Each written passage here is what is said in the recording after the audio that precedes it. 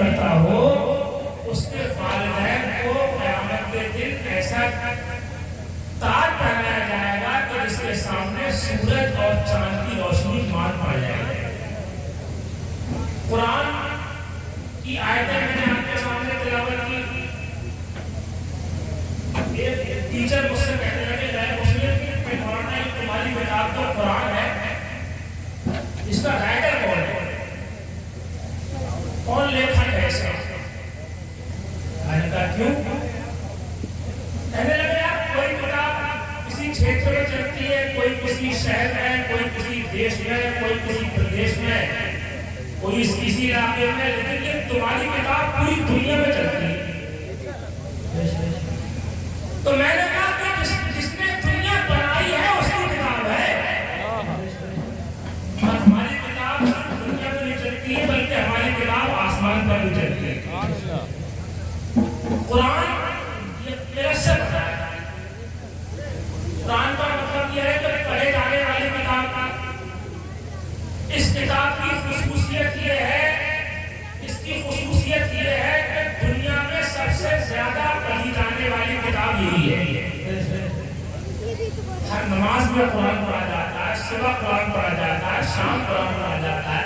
میرے آقا فرماتے ہیں قرآن اللہ کی وہ لٹکتی ہوئی رسی ہے کہ اس کا ایک سرا تمہارے ہاتھ میں ہے اور دوسرا سرا تمہارے پروردگار کے ہاتھ میں ہے۔ قرآن سے اجالا ملتا ہے، قرآن سے روشنی حاصل ہوتی ہے، قرآن سے نور میسر آتا ہے۔ سبحان اللہ، سبحان اللہ۔ زیادہ نہیں تو ہر مسلمان کو کم سے کم ناظرہ قرآن کا پڑھا ہونا ضروری ہے۔ بڑی شرم لگتی ہے ہمیں اور بڑا سر جھک جاتا ہے کہ مسلمان ہیں اور قرآن پڑھے ہوئے نہیں ہیں، ناظرہ پڑھے ہوئے نہیں ہیں، تو مسلمان ہیں۔ جو ہوا تو ہوا، لیکن آج کے جیسے میں ارادہ کرو کہ اپنے کسی بچے کو ایسا رکھنا نہیں کہ ناظرہ قرآن پڑھا ہوا نہ ہو۔ کوئی بچہ مسلمان کا ایسا نہیں ہونا چاہیے۔ ایک بزرگ تھے اللہ والے، بہت بڑے عالم، وہ دنیا کی فتنوں سے فتنوں سے تنگ آ کر بستی چھوڑ کے جنگلوں میں چلے گئے، اللہ اللہ کرتے تھے، دنیا چھوڑ دی انہوں نے۔ کچھ لوگ ان سے ملاقات کے لیے پہنچے، ان سے ملاقات کی، عرض کیا حضور آپ یہاں پر تنہائی میں جاتے ہیں، آپ کا دل کیسے رکھتا ہے؟ تو انہوں نے کہا کہ کس نے کہا ہے کہ میں تنہا ہوں؟ کون کہہ رہا ہے اکیلا ہوں؟ تو لوگوں نے کہا کچھ تو کہنے کی بات ہے، اپنی آنکھوں سے دیکھ رہے ہیں کہ آپ کے ساتھ میں کوئی نہیں ہے۔ بولے نہیں، یہ تم غلط کہہ رہے ہو، میں اکیلا نہیں ہوں۔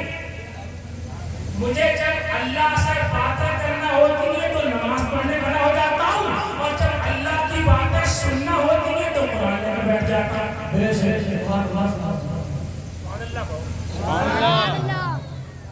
ارے آپ نماز پڑھتے ہیں تو اس سے باتیں کرتے ہوتا، آپ نماز پڑھ رہے سبحانک اللہم و بحمدک، اے پروردگار تیرے لیے پاکی ہے تیری حمد کے ساتھ، وتبارک اسمک تیرا نام بڑی برکت والا، وتعالی جدک تیرا مرتبہ سب سے اعلیٰ، ولا الہ غیرک تیرے علاوہ ہمارا کوئی معبود نہیں ہے۔ کس سے باتیں کر رہے ہیں؟ بتاؤ نا بھائی۔ اللہ سے آپ نماز میں پڑھ رہے ہیں، الحمدللہ رب العالمین، تمام تعریفیں اللہ کے لیے جو سارے جہانوں کا پروردگار ہے، الرحمن الرحیم، نہایت مہربان بہت رحم والا، مالک یوم الدین، وہی قیامت کے دن کا مالک ہے۔ ایاک نعبد و ایاک نستعین، اے پروردگار تیری ہی عبادت کرتے ہیں، حقیقت میں تجھی سے مدد مانگتے ہیں۔ کس سے باتیں کر رہے ہیں آپ؟ اللہ سے بولو نا، اللہ سے۔ رکوع میں گئے آپ لوگ، سبحان ربی العظیم، سبحان ربی العظیم، پاک ہے میرا رب جو عظمت والا ہے۔ کھڑے ہوئے تو سمع اللہ لمن حمدہ، اللہ نے سنی اس کی جس نے اللہ کی حمد کی، ربنا لک الحمد، اے پروردگار تیرے ہی لیے حمد ہے۔ سجدے میں جاتے ہیں تو سبحان ربی الاعلیٰ، سبحان ربی الاعلیٰ، سبحان ربی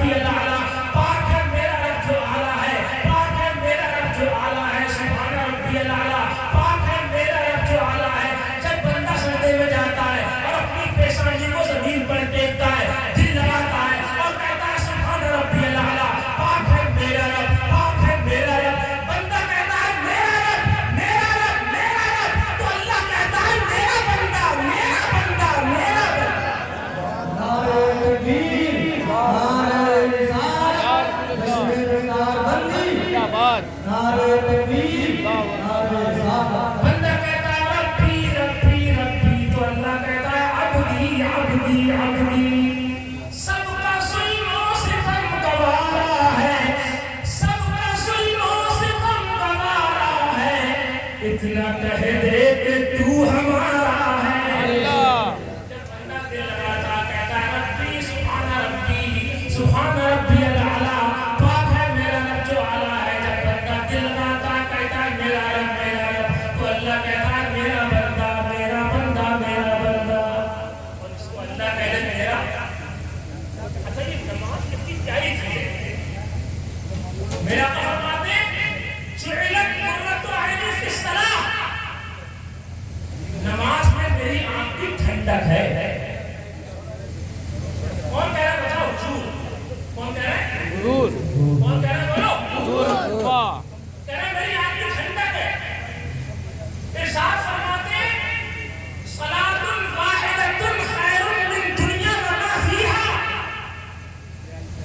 ایک وقت کی نماز دنیا اور دنیا میں جو کچھ ہے اس سب سے بہتر ہے. ایک ٹائم کی نماز. اور یہ آپ دھیان کر لو, میری بات غور کر لو, زندہ ہو تو نصیحت ہے, میں کہوں تو وصیت ہے. کہ دھیان رکھو کہ ایک ٹائم کی نماز چھوڑنا بھی گناہ کبیرہ ہے, بڑا گناہ. اگر 5 نمازیں چھوڑ رہے ہیں تو کتنے گناہ ہو رہے ہیں؟ بولو. 8 اور 2 دن میں 10 3 دن میں اور 10 دن میں 50 گناہ ہو رہے ہیں. ایک مہینے میں 150 گناہ کبیرہ ہو رہا ہے. اور پھر بھی ڈنکے کی چوٹ پر کہہ رہے ہیں ہم رسول اللہ کے جگہ رسول اللہ کیا کیا کیا کی شرم نہیں آئی. بہت بہت حضور نے پوری لائف میں کوئی نماز ترک نہیں کی ہے, پوری زندگی میں. سرکار نے اسلام آنے کے بعد یہ شعر جو ابھی شاہبان صاحب نے پڑھا تھا, بڑی اچھی ان کی آواز ہے اور بہت خوش خان شاعر اسلام ہے. یہ شعر جو نے پڑھا میں اس سے ساتھ نہیں رکھتا ہوں. ہم بھی نہیں رکھیں. جو یہ شعر پڑھ رہے تھے کہ نمازیوں کو ملے گی نہ پاساؤں کو, نمازیوں کے لیے ہے نہ پاسا کے لیے, نمازیوں کے لیے ہے نہ پاسا کے لیے, جنت تو بنی ہے کیا غلامان مصطفیٰ کے لیے. مجھے بتاؤ کہ غلامان مصطفیٰ جو ہیں, جتنے غلامان مصطفیٰ پکے پکے ہوئے ہیں, کیا وہ نماز آپ پاسائی کو چھوڑتے ہوئے ہیں؟ نہیں بتائیے آپ نے. نہیں صدیق اکبر کے بے نمازی تھے؟ نہیں. کیا فاروق اعظم بے نمازی تھے؟ عثمان غنی کے بے نمازی تھے؟ امام اہل سنت اعلیٰ حضرت کے بے نمازی تھے؟ جو سچا غلام مصطفیٰ ہوگا وہ پکا نمازی ہے. بے شک. نماز کو چھوڑ کر کوئی پکا غلام رسول نہیں بن سکتا. میرے آقا فرماتے جعلت قرۃ عینی فی الصلاۃ, نماز میں میری آنکھ کی ٹھنڈک ہے. یہ کون سی بات ہے کہ نہ نمازیوں کے لیے ہے نہ پاساؤں کی ہے, جنت بنی ہے غلامان مصطفیٰ کے لیے. غلامان مصطفیٰ نمازی ہی ہوتے ہیں. تمام صحابہ کرام نمازی تھے. سیدنا غوث اعظم نے 40 سال تک عشاء کے وضو سے فجر کی نماز پڑھی. کہہ دو سبحان اللہ. سبحان اللہ. 40 سال تک. اور اپنے اعلیٰ حضرت امام اہل سنت مجدد دین و ملت حضور سیدی سندی مرشدی سرکار امام احمد رضا فاضل بریلوی رحمۃ اللہ علیہ, آپ کا انگوٹھے کا آپریشن ہوا تھا. اس زمانے میں وہ جرہ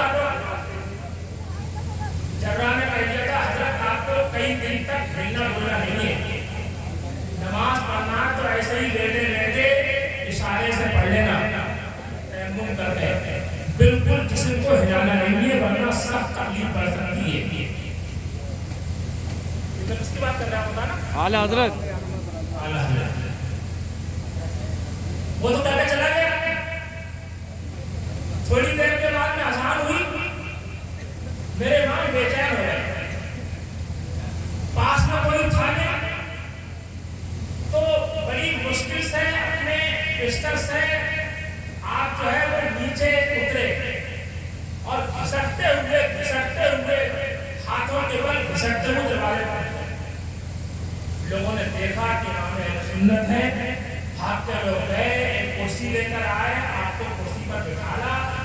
तीन चार लोग कुर्सी उठाकर